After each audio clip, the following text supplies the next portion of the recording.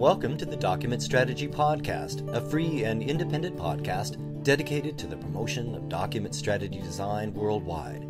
I'm your host, Kevin Crane, and this is podcast number 54 for August 2013. When it comes to world-class customer experience, few organizations can rival Disney. Famous for their friendliness, knowledge, passion, and superior customer service, Disney's employees have been fueling the iconic brand's wild success for more than 50 years. How has Disney succeeded in maintaining such a powerful workforce for so many years? Why are so many corporations and executives drawn to study how Disney continues to exemplify great service and customer experience? What can companies and organizations in the document and customer communications industries do to adopt some of Disney's key success strategies? That's what I'll be asking my guest today, Doug Lipp, author of the book Disney U, How Disney University Develops the World's Most Engaged, Loyal, and Customer-Centric Employees. Doug was there at the beginning of the foundation of Disney University, Disney's famous employee training program, and he'll share stories of his time with Van France, innovative founder of Disney U, as well as steps companies can take today to empower and inspire their employees and in turn provide a superior experience for their customers. All of that and more on this episode of the Document Strategy Podcast. This episode of the Document Strategy Podcast is sponsored by Pro Channel Manager from Crawford Technologies. Are you able to deliver important communications to your customers when, where, and how they want it?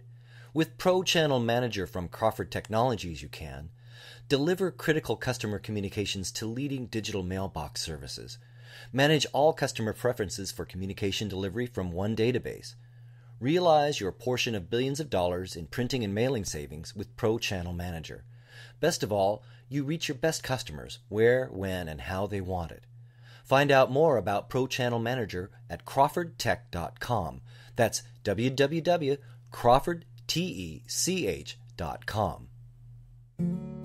Document-strategy.com. That's where you'll find everything you need to design a document strategy with real-world benefits, including my book, Designing a Document Strategy, now available in ebook format. It's the same book that's sold in over 30 countries and includes a 5-phase document strategy design model to guide your efforts and ensure your success. Designing a Document Strategy, now available in ebook format. It's only $5.94 at Amazon. Sure, you can look it up there, or you can just go to document-strategy.com. That's document-strategy.com, your real-world resource for document strategy design.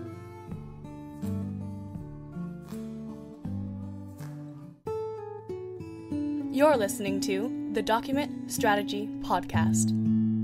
Doug Lipp, welcome to the Document Strategy Podcast. When it comes to world-class customer service, few companies can rival Disney, and your book talks about how Disney University is at the foundation of that great service by first developing great customer-centric employees. Why is it so important for businesses today to develop and nurture great employees?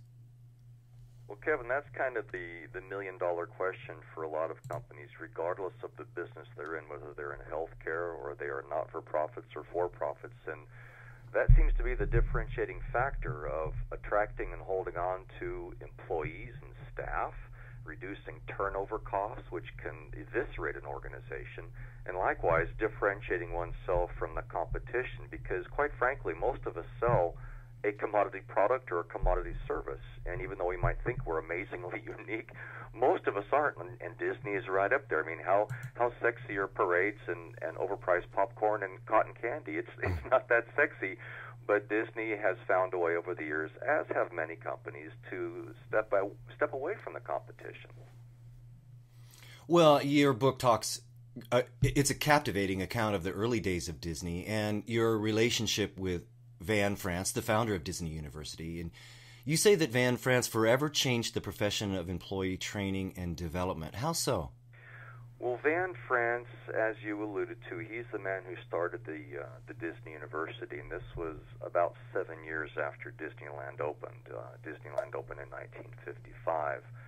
Van was hired by Walt to populate Disneyland with the employees, the cast members, who would help Walt create the happiest place on earth. And Walt basically said, look, we've spent all this money on the hardware, on the facility, on the plant, buildings, restaurants, etc. Now we just need to populate it with people who are going to be smiling, engaging, so that we can complete this whole picture called the happiest place on earth, Disneyland. And I wrote about Van because he's not widely known, yet the concepts that he brought to training, and of course they're not all his alone, the concepts that he brought to life that in many cases were Walt's, indeed have transformed the organizational development and training field. And quite frankly, a lot of organizations have spent tremendous amounts of time, energy, and money studying the Disney way. I was fascinated by the way you talked about pulling back the curtain on the two worlds of Disney, on stage and backstage. Can you describe that and what it can mean for companies today attempting to make the most of their service and their customer experience?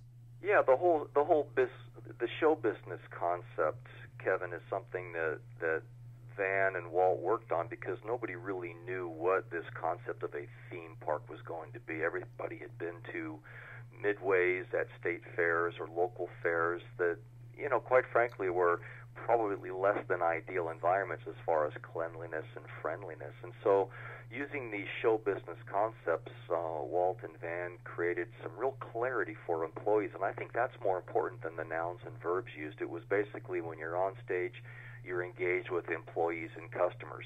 So whether that on stage in your business is electronic or whether it's actually face-to-face doesn't really matter.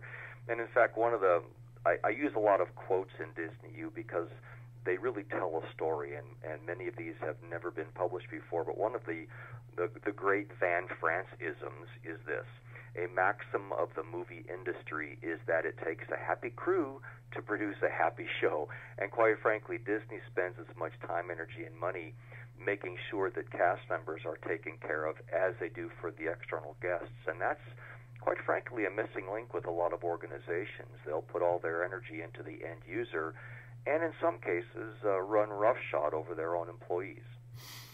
Well, my own book is subtitled Documents, Technology, and People, and we often spend so much time thinking about the documents and the technology that we can forget about the people that are involved. Yeah.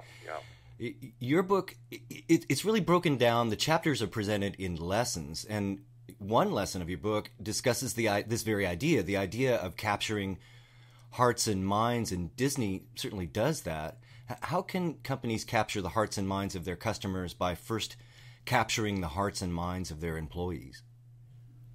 Well, it's really about being believable and having trust. The idea that the thing that I see all too often is the equivalent of a poster on a wall that says, "Our employees are our most important asset," or "Our customers are number one." Those sound great. Everybody has that. There isn't a single business out there that's going to say, "Our employees are the worst in the world and we hate our customers."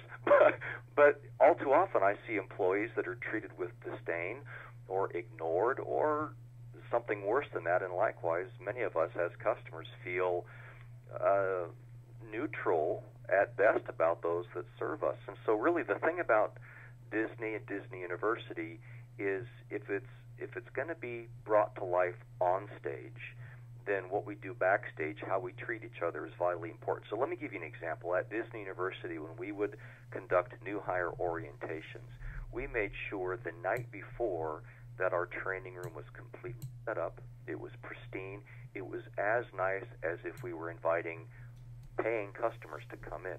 And then when our newly hired employees would show up the next morning, even if they showed up a half an hour earlier than the allotted time, we would welcome them, we would greet them, we had music playing, and we kept them engaged throughout the day. And so really one of the messages of capturing hearts and minds is, using the overused phrase, walk the talk, is that if we're going to talk about great service and great teamwork, then we have to demonstrate that as a training team. And then to top it off, at the end of, for example, 7 hours of sprinkling pixie dust on our new hires' heads and getting them all excited about working at the park, we would take them through the park during the last hour of orientation. And this is during operating hours. And you might have 80, 90, 100,000 people in the park, Kevin. And we had spent the first 7 hours talking about how clean and friendly and teamwork-oriented the park is, but that's just talking. At that last hour is where it all would sink in and we would capture their hearts. Because during that 1 hour tour, Kevin, my newly hired cast members would see multiple examples of executives and employees who were not custodians walking across the park, going to and from meetings or breaks, bending over and picking up trash. Now I've captured their hearts, and they're going to follow through on picking up trash themselves. It's time for a short break. I'm speaking with Doug Lipp, author of the book Disney U, How Disney University Develops the World's Most Engaged, Loyal, and Customer-Centric Employees. When we get back, I'll ask Doug to talk more about Disney and how some of the fundamental successes of Disney can be adopted and used by companies of all kinds. So stick around. We'll be right back with this episode of the Document Strategy Podcast. Do you have great ideas but need expert writing skills to make them leap from the page? Do you have a great product or service that needs better exposure to new customers, potential partners, or the media? Do you need help with a communication strategy that will grow your business and bring about real-world bottom-line results? Crane Communications Group is a custom writing and communications agency focused on the document processing and information technology industries. We focus on your key messages and get results with expert writing and editing, audio success stories and custom podcasts, effective media relations, and dependable and professional customer service.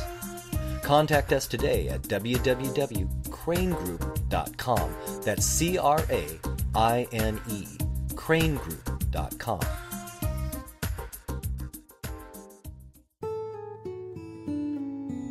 You're listening to the Document Strategy Podcast. Welcome back. I'm with Doug Lipp, author of the book Disney U, How Disney University Develops the World's Most Engaged, Loyal, and Customer-Centric Employees. Doug, another lesson from your book is focused on the need to simplify the complex, and providing great service and ensuring great customer experience in our industry is often centered around the use of complex technology, either in the way that we support the service or, the very thing that we do provide to customers. Unfortunately, as a result, technology can often surface as a barrier or a frustration. So, Doug, how can and should companies in the high-tech field today work to simplify the complex when it comes to customer service? Well, that's a huge issue for so many organizations. In fact, Kevin, in your book, Designing a Document Strategy, your goal is to fill the gap between theory and practice. And filling the gap between complexity and simplicity, I think, is equally challenging. And so here's an example. At Disneyland or Disney World or in Tokyo or in Paris or Hong Kong, a theme park is a very complex environment. And it can also be rather dangerous. It's like a factory, heavy machinery into which you're inviting guests who are in vacation mode, who really aren't thinking about that environment. It's up to us as employees to take care of each other and our guests. And so here's an example of metaphorically shrinking down this massive pot of soup, which is the complex operations, into a manageable bouillon cube, for lack of a better metaphor, is that we had very clear marching orders for our employees. Safety, courtesy, show, efficiency. I'll repeat that. Safety is number one. Then comes courtesy. Are you friendly? Then comes show. How clean is the place? Your costume, the floor. Safety, courtesy, show, and finally comes efficiency. How many people through the restaurants, the rides, and the rest of the park where you actually make your money? And we would argue that at Disney that safety, courtesy, and show, if those are in place, the numbers of people coming through the attractions where you make your money will only increase, and you'll have loyal customers. So the challenge for leaders around the world is to make sure that the priorities that they have set for their employees aren't so complicated by themselves that employees are wondering from day to day, what's the priority today? Or from supervisor to supervisor, what's the priority today? It's got to be the same every single day, and if it doesn't work, then make changes. I'm a Disney believer. As one of the things that was exciting about having you be on the podcast is that, myself, my family, and my children, we've been repeat Disney customers. We've been to both, Disneyland, Disney World. We've been on 2 Disney cruises and enjoyed the service and everything about it every time. And so we're repeat customers. We've been sold a number of times. And so it occurs to me that no matter what business you're in, the ultimate measure of your success is really about how well you sell something, whether that's a product or a service or some technology or even an experience. Ultimately, it just comes down to selling and often repeating that. And one story you talk about in the book is about efforts to improve the Disney shopping experience, right. An initiative to instill a whole new level of enthusiasm and quality right. with the staff of Disney stores. Can you describe the need behind that initiative and the upshot of the solution? Well, exactly. In fact, you mentioned going to 2 different theme parks with your family and also on cruise ships. And again, getting back to our just finished discussion about simplicity is, regardless of the locale, those Disney cast members, whether they are on a cruise ship or in a theme park, are all singing from that same sheet of music. So now to your next question about the Disney stores, yes, quite frankly, when Disney stores initially opened, there was really no differentiating factor from competitive stores in the same shopping mall, aside from the Disney-themed characters and merchandise and that sort of thing. So one of the things that the Disney University team did, they went in and revamped the program, which initially hadn't been designed by the Disney University. And they had all of the employees who worked in the store basically go out and secret shop all the other stores in the mall to assess the service they received. And they came back in, used that information, and basically the employees said, well, everybody seems indifferent. And that's when the Disney University team gave some very poignant information and said, well, you know what, folks, we secret shopped you last week, and that's how you came across to us. In addition, the store was a mess. The product was all over the place. So what's used at Disneyland and Disney World, this was a bad show environment, which is the opposite of good show.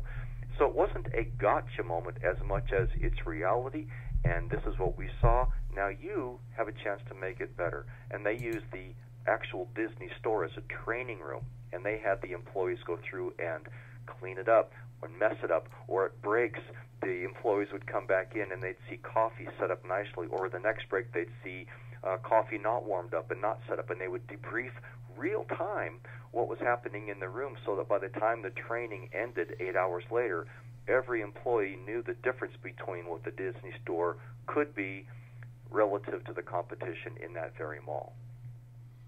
I love the story in your book about the custodial cast member in It's a Small World that comforted a child that was crying because she dropped her popcorn.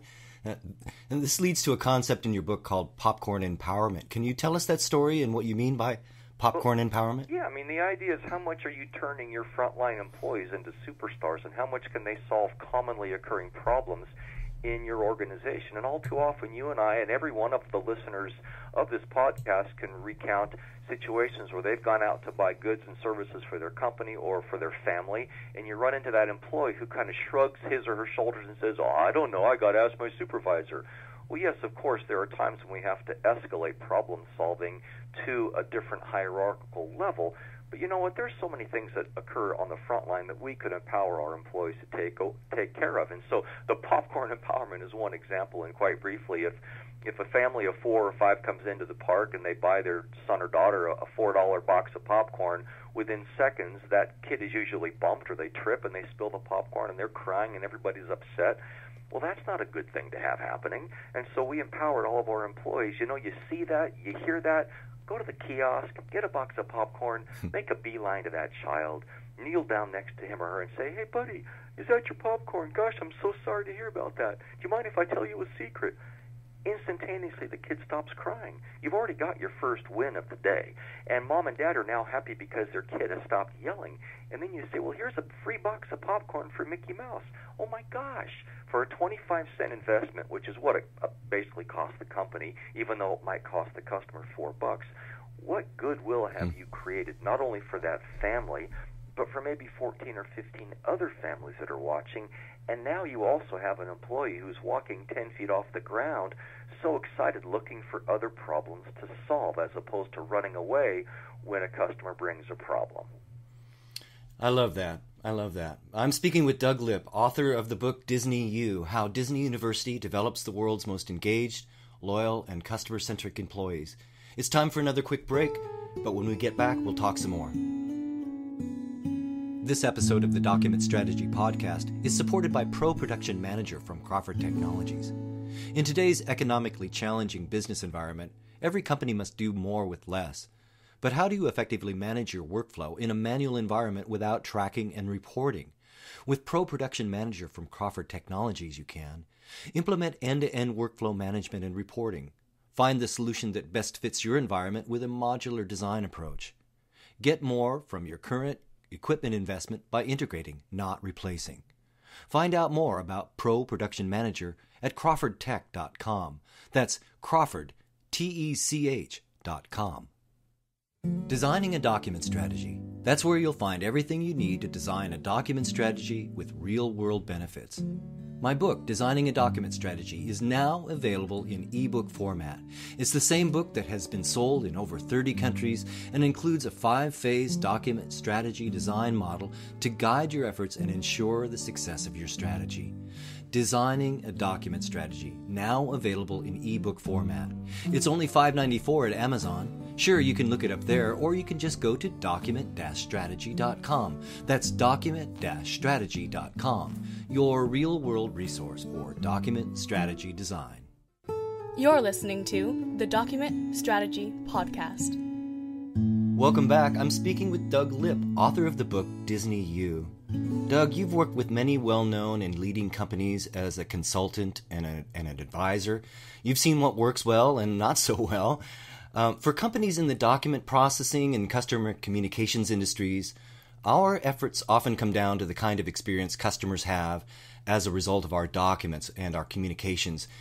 Can you give us some tips? What can document industry professionals do to adopt some of the guiding principles you prescribe in order to gain more engaged and loyal customers?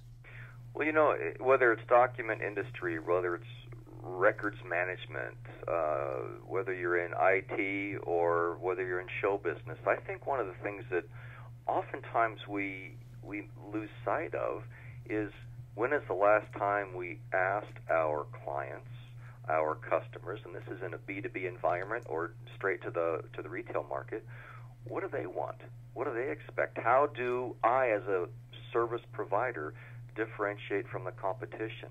Or the other way to ask it is, why do you do business with me, with us, compared to the competition? What do we provide that they don't? And just asking those two questions, what would you like us to do better, and what do you like about us? That can uncover tremendous amounts of information, and it's not a complicated survey that costs a whole lot of money. It just could be a salesperson or the director of the team going out and visiting her or his clientele on a regular basis and doing what Walt Disney used to do, which is called walking the park. I all too often, Kevin, come into contact with leaders who, because they are so busy, quote unquote, don't get out and touch base with the front lines as often as they should. And my retort to that is, you know what? If Walt Disney, who was the founder of a multinational corporation, could take the time to walk into Disneyland every single week and ride the rides, eat the food, and interact with both employees and customers, what's your excuse for not doing that? I'm speaking with Doug Lipp, author of the book Disney U, How Disney University Develops the World's Most Engaged, Loyal, and Customer-Centric Employees. Doug, you have a lot of praise in your book for Van France, founder of Disney University, and his innovation in developing great employees. What would Van say to businesses today?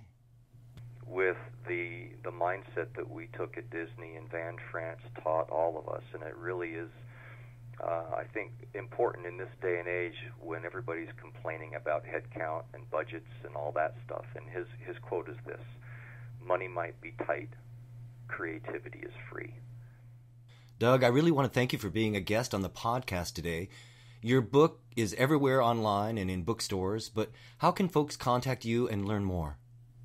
Well, I have LinkedIn, of course, Facebook. I've got a Twitter account, @DougLipp. Hashtag DisneyU is out there in Twitter. And my email, if people want to send me a question, if they've got a comment, it's doug@DougLipp.com. And I'm happy to engage people in discussion about questions they have themselves about their organization and their service. That's Doug Lipp. His book is Disney U. Doug, it's been great speaking with you today. Thanks a lot for spending some time on the podcast. My pleasure, Kevin. Thanks very much. That'll do it for this episode of the Document Strategy Podcast. Join us next time when we continue to explore methods, technologies, and techniques to design real-world document strategies with bottom-line benefits. I'm your host, Kevin Crane. Thanks for listening.